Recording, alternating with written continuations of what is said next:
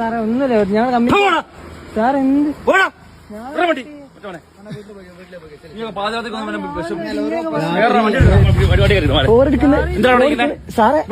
നമ്മുടെ നാട്ടിൽ ഇപ്പം കുറെ നാളായിട്ട് നമ്മൾ പോലും വിചാരിക്കാത്ത പല കാര്യങ്ങളാണ് ഇപ്പൊ നടന്നുകൊണ്ടിരിക്കുന്നത്. അതുമായി ബന്ധപ്പെട്ട് അതായത് മയക്കുമരുന്ന്, കഞ്ചാവ്, അതുപോലെ കുറെ കാര്യങ്ങൾ യൂസ് ചെയ്ത് എന്തൊക്കെയോ കാര്യങ്ങൾ നമ്മുടെ നാട്ടിൽ ഇപ്പൊ നടക്കുന്നത് നമ്മൾ പോലും വിചാരിക്കാത്ത. അതുകൊണ്ട് തന്നെ പോലീസിന്റെ ഭാഗത്തുനിന്നും നാട്ടുകാരുടെ ഭാഗത്തുനിന്നും നല്ല രീതിയിലുള്ള പരിശോധനകളും അല്ലെങ്കിൽ രാത്രികളെ എന്താ പറയുക ചെക്കിങ്ങും കാര്യങ്ങളൊക്കെ ഇപ്പൊ നടന്നുകൊണ്ടിരിക്കുന്നത് എല്ലാം നല്ലതൊക്കെ തന്നെയാണ്. പക്ഷേ ആരെങ്കിലൊക്കെ എന്തെങ്കിലുമൊക്കെ ചെയ്തു എന്ന് കരുതി ഒന്നും ചെയ്യാത്ത ആൾക്കാരെ വെറുതെ കുറ്റപ്പെടുത്തുന്നത്, അവർക്കെതിരെ എന്താ പറയുക ദേഹോദ്രവം ചെയ്യുന്നതൊക്കെ നല്ല കാര്യമാണ്. കാരണം ഞാൻ ഇപ്പൊ ഒരു വീഡിയോ ഉണ്ട്, അത് എവിടെയാണ് എന്താണെന്ന് എനിക്ക് കറക്റ്റ് അറിയത്തില്ല. നമുക്ക് ആ ഒരു വീഡിയോ രാത്രി ഞാൻ പുറത്തിറങ്ങിയ പ്രശ്നമുണ്ട്. അതാ വിളിച്ചത്, രാത്രി ഇരിക്കുന്ന പ്രശ്നമുണ്ട്. വീട്ടിൽ തന്നെ അന്വേഷിക്കൂലേ? വീട്ടിൽ പറയണ്ട, വീട്ടിൽ കുഴപ്പമില്ലേ? അച്ഛനും ജോലി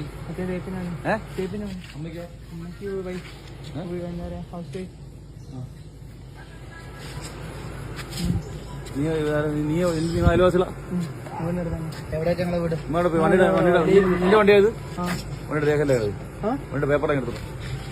പേപ്പർ ഇതില് പോരെ? നീ എവിടെ കാണിച്ചാൽ മതി.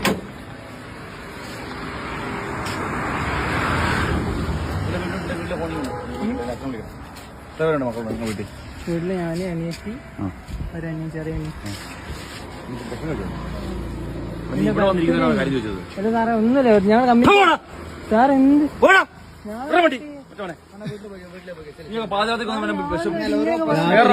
രാത്രി ഇവിടെ ഇങ്ങനെ ഇരിക്കുന്നതിന് പോലീസുകാർ വന്നിങ്ങനെ പറയാം, രാത്രി നമുക്ക് ഇവിടെ ഇങ്ങനെ പുറത്തിരിക്കാൻ പറ്റില്ല.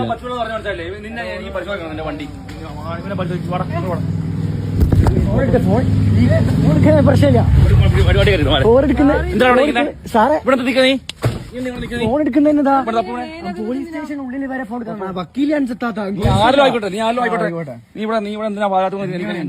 അറിയണ്ടേ? അറിയണ്ടേ നിന്റെ? നീ എന്താ ഇവിടെ ഇരിക്കുന്നത്? നിന്റെ പേഴ്സ് നോക്കിയോ?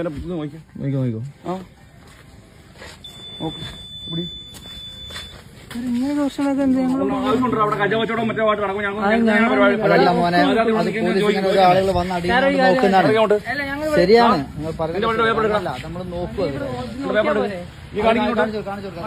ചെക്ക് ചെയ്ത് നമ്മളെ പിടിച്ച് വലിച്ചും കാര്യങ്ങളൊക്കെ ഇട്ടിട്ടുണ്ട്. അടങ്ങിച്ച് ഹോസ്പിറ്റൽ പോകണടാ. നീ നിന്റെ വണ്ടി ആരാ എടുക്കണം? ഇവന്റെ വീട്ടിൽ വിളിക്കും. നിന്റെ പേര് അടച്ചുകൊണ്ട് പറഞ്ഞില്ല. ഇതെടുക്ക്. ഇത് നമ്മുടെ മിനിറ്റ് ഇവിടേക്ക് കേട്ടോ. ഒരു ആവശ്യമില്ലാണ്ടാണ് സാർ ഞങ്ങൾക്ക് ഇവിടെ കഞ്ചാവ് തപ്പി നടക്കുകയാണ്, മനസ്സിലായില്ലേ?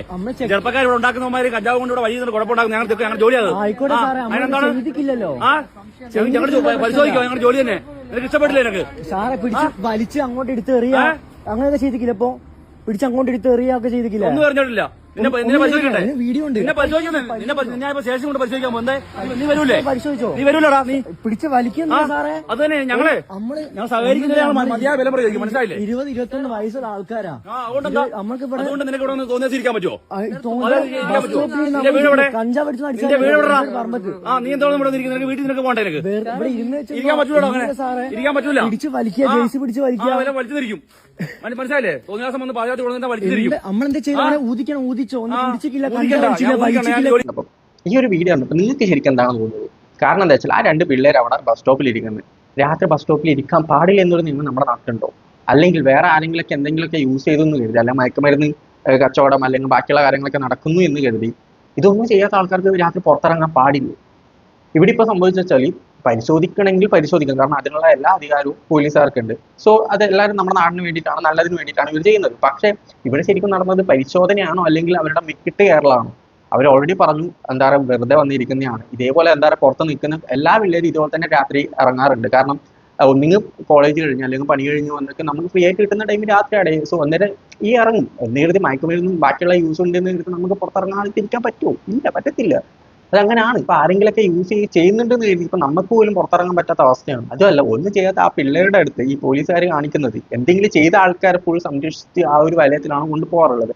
മെയിനായിട്ട് എന്താ പറയുക, ഇപ്പം ഇതിൽ പറയുന്നുണ്ട് നിന്നെ എനിക്ക് ചെക്ക് ചെയ്യണം, വാടാ പോലീസ് സ്റ്റേഷനിലേക്ക് വാടാ, ആ രീതിയിൽ വീട്ടിൽ വിളിച്ച് പറയണം. ഓൾറെഡി അവനെ പരിശോധിച്ച് അവന്റെ കയ്യിൽ ഒന്നുമില്ല.